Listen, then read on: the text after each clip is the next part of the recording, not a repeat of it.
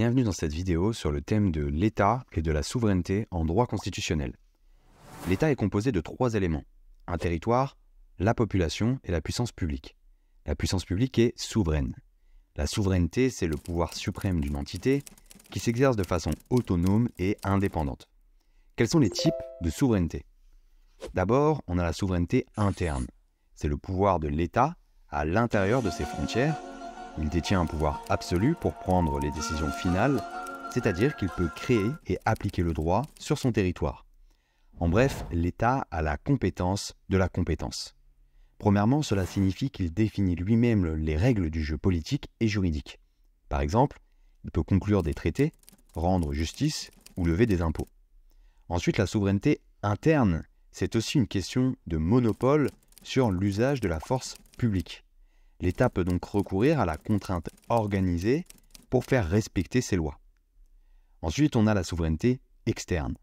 À l'extérieur, la souveraineté d'un État signifie son indépendance vis-à-vis d'autres autorités, notamment les autres États.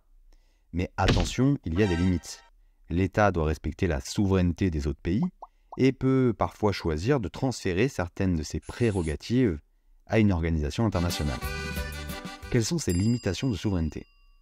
Premièrement, selon la théorie du droit naturel, il y aurait des droits naturels fondés sur la raison qui s'imposent à tous les États, indépendamment de leurs lois propres. Par exemple, la protection du droit à la vie. Ensuite, en vertu de l'état de droit, un État doit se soumettre à ses propres lois. C'est une forme d'autolimitation, contrairement à l'état de police, où l'État n'est pas tenu de respecter le droit.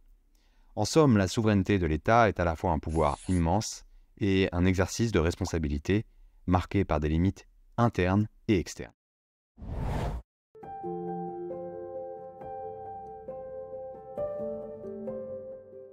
Deux secondes, si tu apprécies cette vidéo, n'hésite pas à liker et à commenter, ça nous aide énormément et pour toi c'est gratuit. Deuxième chose, cette vidéo est extraite des fiches de révision vidéo qui traitent l'intégralité des matières juridiques en licence de droit. Pour voir la liste des matières disponibles, n'hésite pas à cliquer sur le lien dans la description.